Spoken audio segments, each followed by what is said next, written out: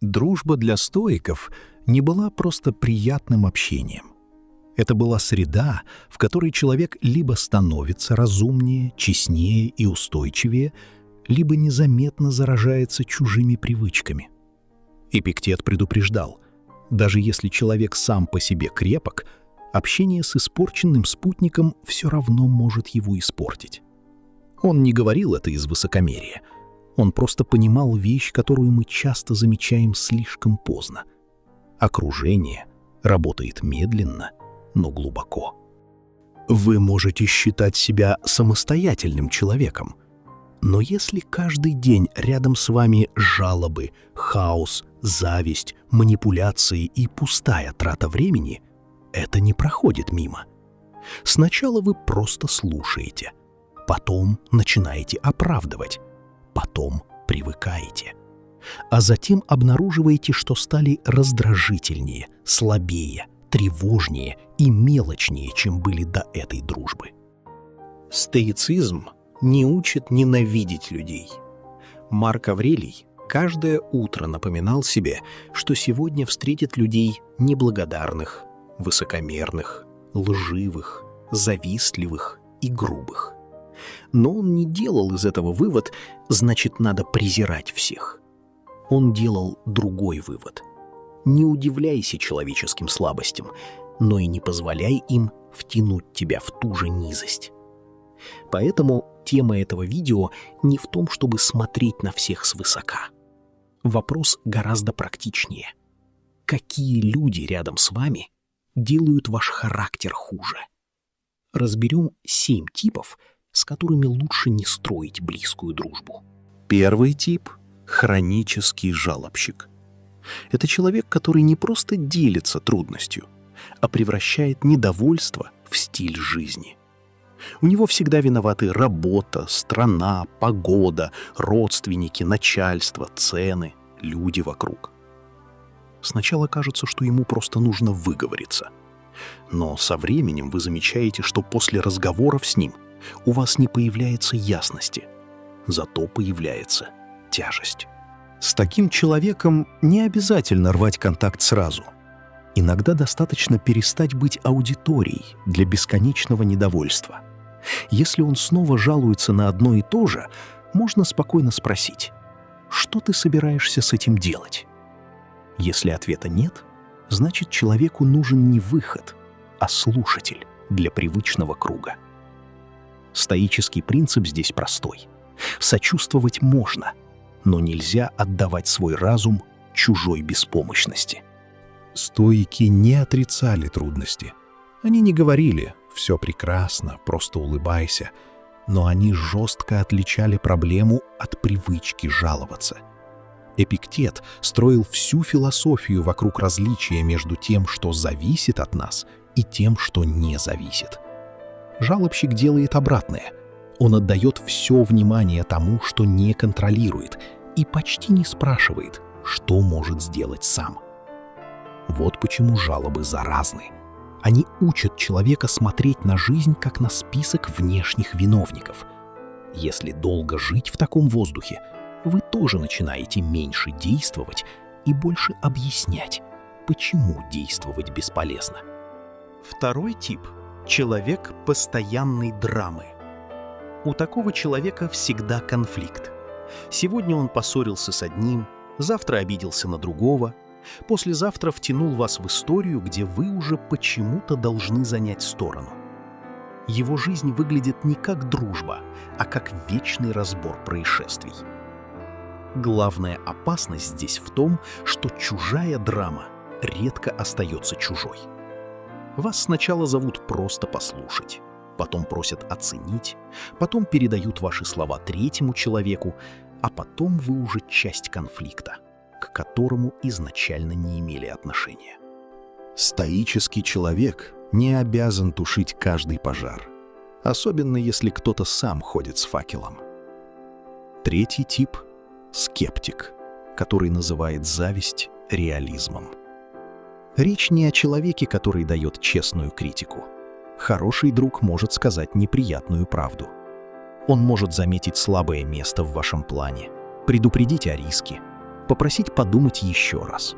Это ценно. Марк Аврелий писал, что нигде человек не может найти более спокойного убежища, чем в собственной душе, если умеет привести ее в порядок. Но человек драмы делает обратное. Он постоянно выносит внутреннее беспокойство наружу и приглашает других жить внутри него. С таким человеком важно не становиться судьей, спасателем или адвокатом. Можно выслушать один раз, но не надо входить в его войну. Если он требует позиции, полезно вернуть ответственность. Я понимаю, что ты зол, но решать это вам двоим.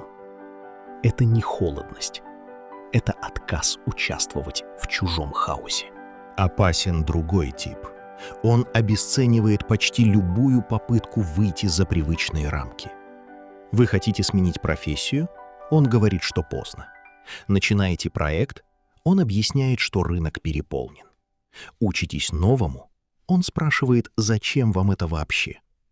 Формально он будто заботится, но после разговора с ним у вас не больше ясности, а меньше воли.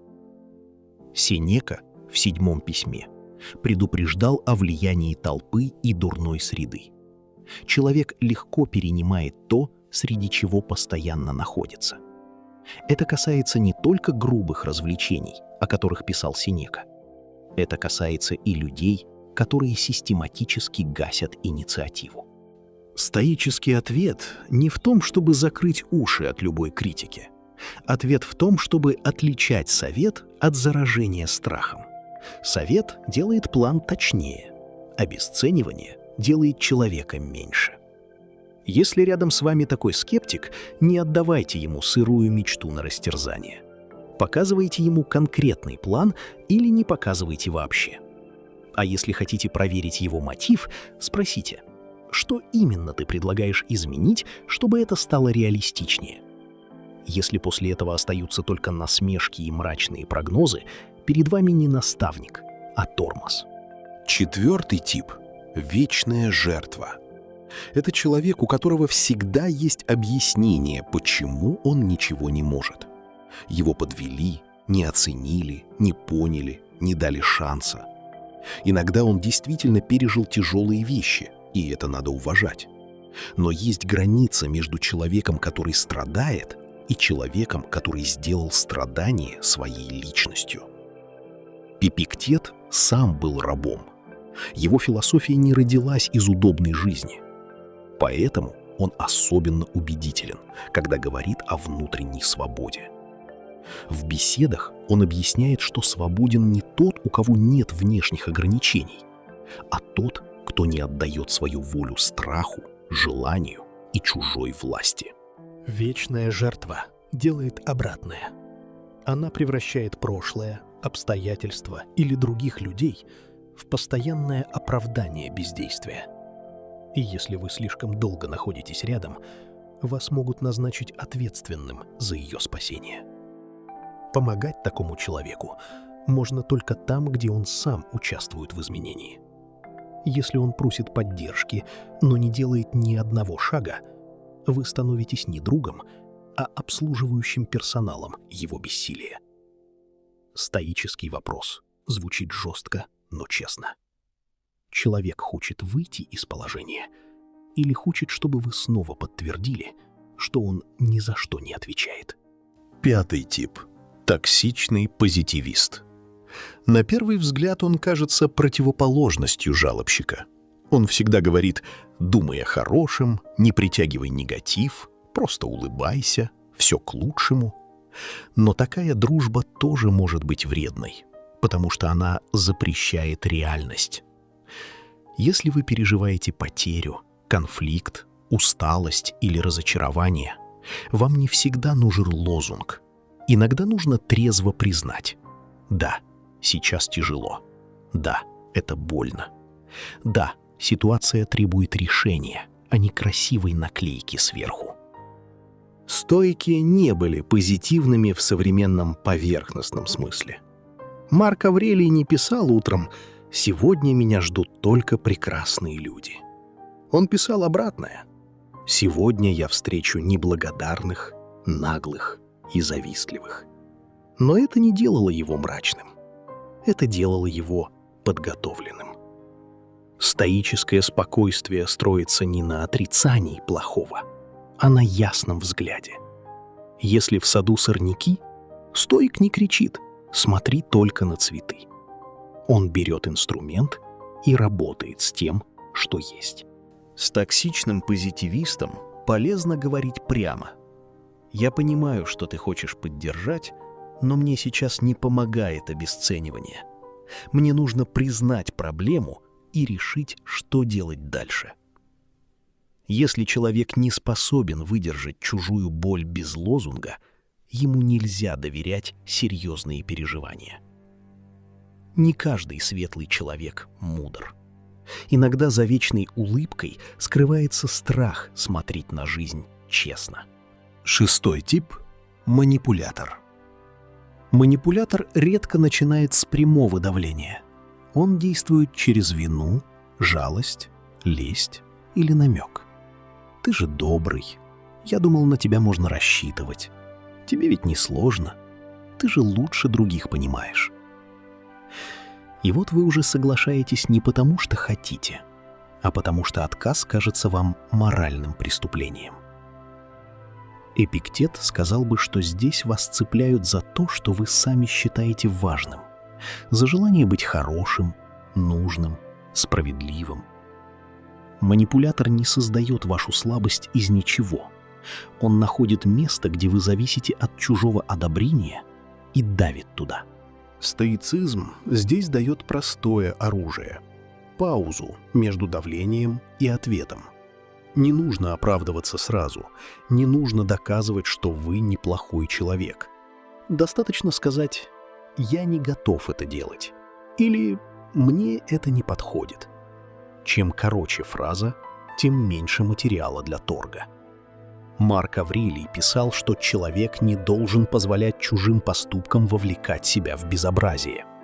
В случае манипулятора это значит не отвечать его игрой, не нападать, не оправдываться, не вступать в эмоциональный суд. Просто увидеть прием и не дать ему управлять вашим выбором. Если после вашего спокойного отказа человек начинает злиться, обвинять или изображать обиду, вы получили важную информацию. Ему был нужен не вы, а ваша уступчивость. 7-й тип – вор времени. Сенека писал в «О краткости жизни», что дело не в том, что у нас мало времени, а в том, что мы много его теряем. Это одна из самых точных мыслей для современной дружбы. Есть люди, которые не выглядят опасными. Они не манипулируют открыто, не устраивают драму, не критикуют ваши планы. Они просто постоянно забирают время. Звонят без цели, растягивают разговоры, прерывают работу, требуют мгновенных ответов, приходят со срочным вопросом, который мог бы подождать. С ними трудно быть строгим, потому что они вроде бы ничего ужасного не делают. Но итог все равно серьезный. Ваше внимание дробится, дела стоят, внутренний порядок рушится. А человек, который не управляет своим временем, постепенно перестает управлять своей жизнью. Марк Аврелий советовал заниматься немногим, если хочешь сохранить спокойствие, и делать прежде всего необходимое. Это не культ продуктивности, это защита разума от лишнего. С ворами времени работают не объяснения, а формат. Я могу поговорить 10 минут. Давай обсудим это вечером. Сейчас я работаю. Напиши коротко, что именно нужно. Если человек уважает вас, он примет границу. Если раздражается, значит, он привык считать ваше время общим ресурсом. Стоик не обязан быть доступным всем, кто не умеет обращаться со своим одиночеством или скукой. И теперь главное. Стоицизм не призывает вычеркнуть из жизни всех неудобных людей.